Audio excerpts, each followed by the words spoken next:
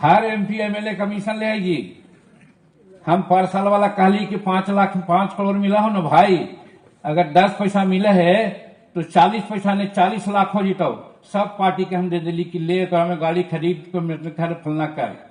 कोई बोलता ही रे, कोई बोलता ही रे। बिहार में सीना ठोक के नेता जनता के लुटता ही कोई बोलता ही रे। जी हां, आप सही सुन रहे हैं। बिहार के नेता, बिहार के विधायक और बिहार के सांसद और बिहार के नेता ताल ठोक कर मंच पर ऐलान करके कहते हैं कि हम लूटेंगे, हम चोरी करेंगे, हम कमीशन पर काम करेंगे। कोई बोलता ही रे, कोई के हाई पावर की बोलता ही, कोई बोलता ही रे। जी हां, मैं सही बोल रहा हूं। जीतन राम मांझी हाल ही में गया में एक कार्यक्रम में बोल रहे थे। वहां पे जीतन राम मांझी ने कहा कि जी हां, मैं खुलेआम कह रहा हूं कि बिहार के सांसद, विधायक और मंत्री कमीशन का खुला खेल खेलते हैं, कमीशन पर काम कराते हैं, घूस लेते हैं, पैसा उनके पास आता है। किसी के पास 10% आता है, किसी के पास 5% आता है, किसी के पास उससे ज्यादा आता होगा। जीतन राम मांझी कहीं ना कहीं दिल के तो साफ आदमी हैं, कड़वा सच बोल जाते हैं बोलते बोलते।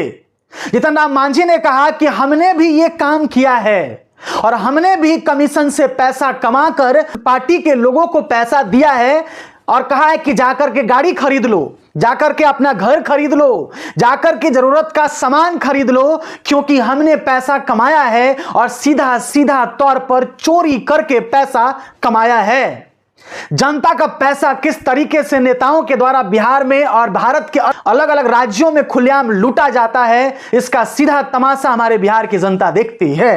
ये वही नेता लोग हैं जो हमारे गाढ़े कमाई की पैसा चोरी कर लेते हैं। हम कमाते हैं मेहनत करके और मेहनत करके टैक्स पे करते हैं। जब कपड़ा खरीदते हैं तब टैक्स देते हैं, जब गाड़ी खरीदते हैं तब मोटा रकम देते हैं। जब हम कमाते हैं तो हमारे बैंकों से टैक्स के रूप में पैसा काट लिया जाता है और वो पैसा काट कर सरकार को जाता है, इसलिए कि जनमानस की सेवा हो सके, इसलिए कि राज्य का विकास हो सके, इसलिए कि देश मजबूत बने, सेना मजबूत बने, हमारे देश का डिपार्टमेंट मजबूत बने। लेकिन डिपार्टमेंट में तो हमारा पैसा चोरी हो जाता है। कोई बोलता ही रे, खुलेआम लुटबई, कोई बोलता ही रे। हाल ही में आपने सुना था किस तरीके से प्रशांत किशोर ने अशोक चौधरी पर 200 करोड़ के घोटाले का आरोप लगाया था। प्रशांत किशोर ने चुनौती दिया था और कहा था कि है अशोक चौधरी में दम तो आकर प्रेस कॉन्फ्रेंस करें और हमारे सवालों का जवाब दें। उन्होंने 200 करोड़ लूटा कि नहीं लूटा? उन्होंने 200 करोड़ ट्रस्ट के जरिए 200 करोड़ का जमीन खरीदा कि नहीं खरीदा? प्रशांत किशोर ने सीधे तौर पर अशोक चौधरी को इसी बिहार के धरती पर चुनाव के दौरान चुनौती दी थी, लेकिन क्या जवाब आया? नहीं। एबीपी न्यूज से बात करते हुए अशोक चौधरी पसीने पसीने हो रहे थे, जवाब नहीं दिया जा रहा था मीडिया का। यह वही बिहार है जहां पे खुलेआम नेता जनता को लूटता है और लूट कर अपना घर बनाता है, अपने बच्चों को विदेश में पढ़ाता है और अपने बच्चों को लग्जरियस जिंदगी जिलाता है, जीने को कहता है। लेकिन हम जनता, और हमें क्या किया जाता है? हर 5 साल पर जब चुनाव आता है तो हमारा ही पैसा लूट कर उसमें से हमें कुछ पैसे दे दिए जाते हैं और हमारे यहां के लोग उस पैसे पर उसी सरकार को फिर से वोट दे देते हैं और सत्ता में लाकर फिर से लुटवाने का काम करने लग जाते हैं। दिलीप जायसवाल पर स्वास्थ्य विभाग में घोटाला का आरोप लगा था, दिलीप जायसवाल पर जमीन कब्जाने का आरोप लगा था, दिलीप जायसवाल पर पैसा चोरी करने का आरोप लगा था, मंगल पांडे को पैसा देकर अपने अस्पताल को फायदा पहुंचवाने का आरोप लगा था। कहां दिलीप जायसवाल ने जवाब दिया आकर के? भाई बिल्कुल नहीं जवाब दिया। सम्राट चौधरी पर भ्रष्टाचार के आरोप लगे थे, सम्राट चौधरी पर हत्या के आरोप लगे थे, बिहार में कई नेता, राजद के नेता के ऊपर आरोप लगे थे, भारतीय जनता पार्टी के कई नेता हैं जिनके ऊपर भ्रष्टाचार के आरोप लगे। क्या इन लोगों ने जवाब दिया?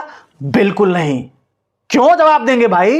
ये खुलेआम कहते हैं कि मैं लूटूंगा, मैं पैसा चोरी करूंगा। किसी को दम है तो बोल दे, किसी को दम है तो चुनौती दे दे। यहां के नेता आपको चुनौती देता है और कहता है कि मैं पैसा चोरी करूंगा, मेरा कोई कुछ नहीं बिगाड़ सकता है, सत्ता मेरे हाथ में है। पुलिस मेरे हाथ में है, प्रशासन मेरे हाथ में है, कानून मेरे हाथ में है। कोई बोलेगा हम चोरी करेंगे, कमीशन पर काम करेंगे। बिहार की जनता को अच्छे से पता है कि बिहार में पुल बनाया जाता है, बिहार में पुल गिर जाता है, बिहार में सड़क बनाया जाता है और सड़क टूट जाता है। और एक दो पुल नहीं बल्कि कई कई बड़े बड़े पुल बिहार में गिर गए। कारण क्या था? भ्रष्टाचार, कमीशन का खेल।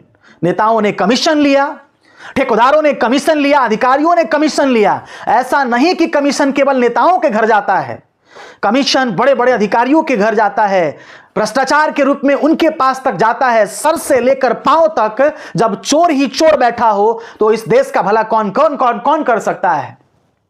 हमारे टीवी स्टूडियो में बैठ करके हमारे देश के इकलौते 15 करोड़ी पत्रकार सुधीर चौधरी कहता है कि दिल्ली में प्रदूषण इसलिए है क्योंकि भारत में लोकतंत्र है, चाइना में प्रदूषण इसलिए नहीं है क्योंकि चाइना में लोकतंत्र नहीं है।